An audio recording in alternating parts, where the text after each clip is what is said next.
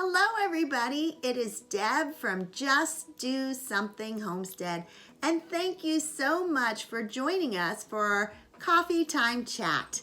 Today, we're going to talk about how to get out of debt and how to stay out of debt as you start your new homestead. Thanks for joining us.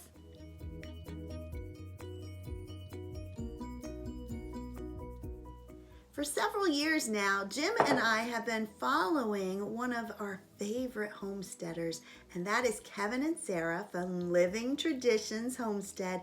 And they gave out a challenge a few years ago about how did you become debt-free and how do you stay that way when you're homesteading. And so Kevin and Sarah, we're taking on your challenge and sharing how we save money. We encourage you to check out Living Traditions Homestead, and I will include the link below. Today, I'm going to share 5 ways that we got out of debt and 5 ways to stay out of debt when you have your homestead. Number 1 is build equity in your home. When we bought our first home, I was just 21 years old, and we purchased the most rundown, tiniest little house you've ever seen. It was 20 by 40, and it was a hunting cabin, but we could afford it. It was $29,000. That's less than the price of a car. Now, obviously, we would have loved a beautiful home, and many of our friends went that route and had a home built.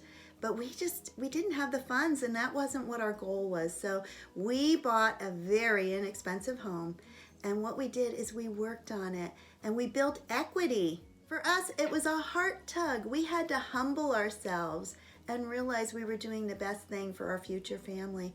And so we would pay 2 payments a month instead of 1. We would sink all the extra money we had into that home. We put in new windows.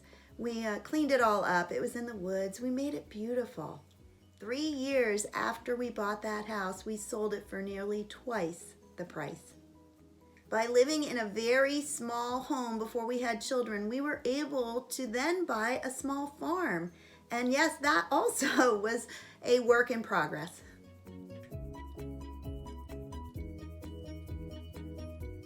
Number 2, buy used. Here I am in my late 50s. Would you believe I've never owned a new car or a new house or a new tractor? We buy used, and we do that on purpose. When we raised our children, we didn't have a lot of extra money. There weren't many stores around us to buy clothing, and I found that pretty much all the kids were wearing the same outfits. So we were blessed to be able to shop in a little thrift store near my parents. And we would go down there and we could purchase name brand clothing at a fraction of the price. And we would just load up the cart a couple times a year, bring it all home. And I was always amazed when people would say, "You have the nicest clothing." I would just say, well, we are fortunate to go to a little shop near my parents. Number 3, use your items until they are unusable. Our old van had 300,000 miles on it. And I was always embarrassed. I would stop at a stop sign and the smoke would just billow out all around us. And I used to tease that the fire company was going to be called anytime I drove into town. But that vehicle lasted well over a decade. It fit our family's need, and we didn't have to purchase a new one. Many of our items were given to us for free from people who thought they were too old and they wanted to upgrade. So we had new kitchen cabinets, new to us. And even the van, I don't believe we even bought it. When it hit about 200,000, someone was giving it away. Our original refrigerator came with the house. It was a 1940s. When we did purchase a new refrigerator, it was off of the scratch and dent in Sears, and it had a scratch up the side, but you know what? It was along the wall. Nobody ever saw that scratch. 25 years later, we finally replaced it when I had to continue to duct tape the door shut. The ice maker didn't work. The front was warm, the back was cold. It was time to replace it. Number 4 is raise your own food.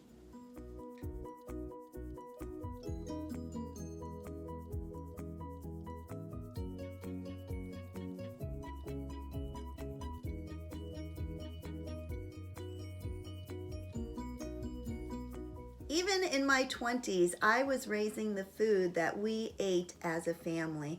At first, it was the vegetables, and we started with the simple things such as beans and tomatoes. But we then began to grow our own trees with fruits and nuts, and then big crops. Finally, we raised our animals. You can save a lot of money by learning how to raise your own food. Not only your food, but the food that you give your animals.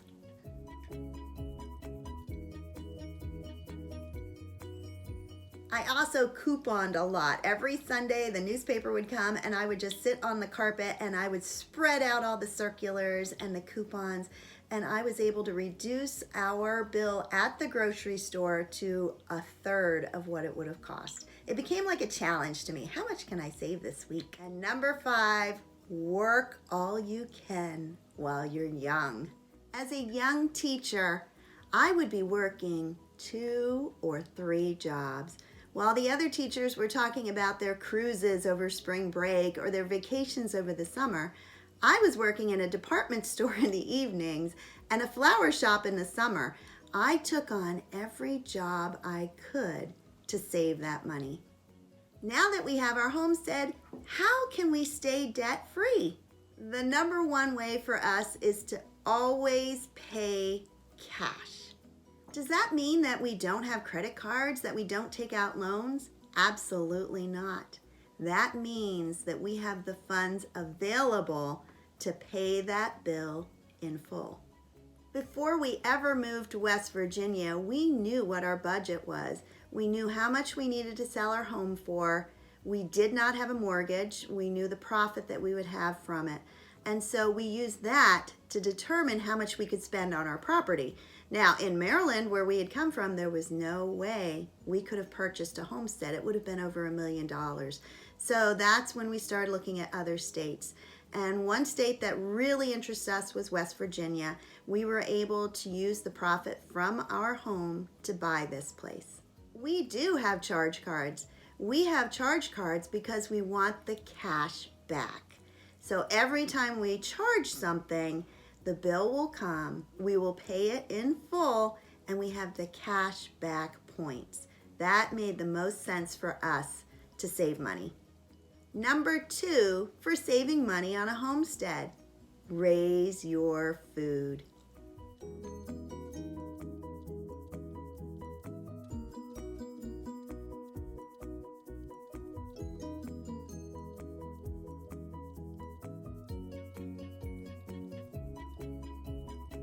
Before we even bought the house, all we had was the land, and we spent that first year planting fruit trees and nut trees, putting in a fence and planting a garden. We didn't even have a home here yet, but that was how we could get a head start on raising our own food.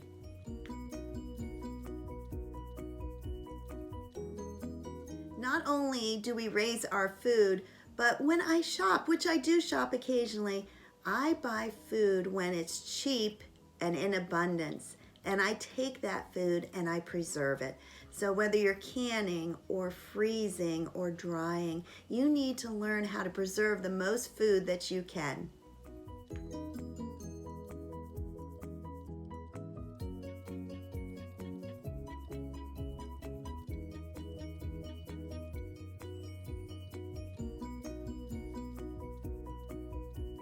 Number 3, it's on both of my lists, buy used. Just because we're now on our homestead doesn't mean I can't change my old ways. I used to say I was cheap, but my friend Cindy said, no, you're frugal. Okay, I'm frugal. Either way, I don't like spending full price for something that loses the value the minute you bring it home. We just replaced my 11-year-old SUV with another used SUV. As I said, I've never owned a new car. I've never owned a new house. There are so many things that you can save huge amounts of money by buying used.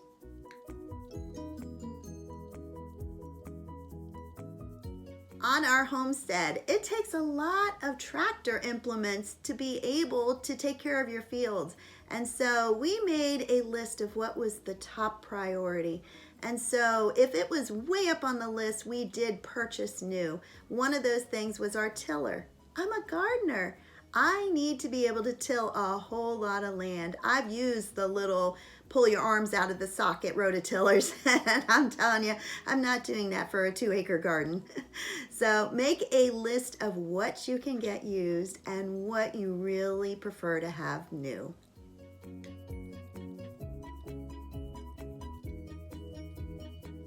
Number 4, barter. Bartering is a great way when you have abundance of what you're raising and somebody else raises something different. In exchange, you can give them what you have and they can give you what they have, and it works wonderful. You're not exchanging any money and you're helping your neighbors. One thing I often barter for is I start a lot of small vegetable seedlings, and I can trade them with people for a haircut or for some eggs because my chicks are too young to start laying eggs. So always think, what do you have that somebody else might like?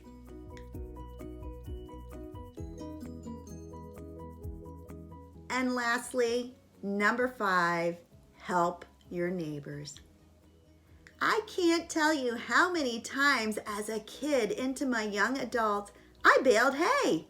I didn't live on a farm at that point, but I was young and I was strong, and it was a way to help others.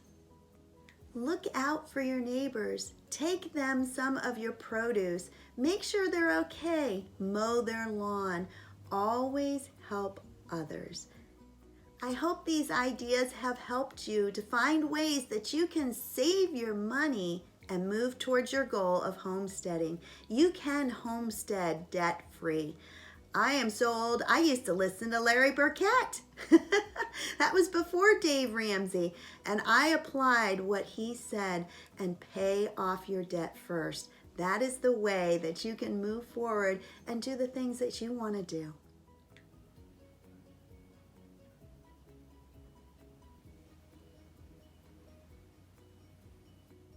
If this video was helpful, please subscribe, share, and like. And don't forget to check out my friends Sarah and Kevin at Living Tradition Homestead. Have a great day. Bye-bye.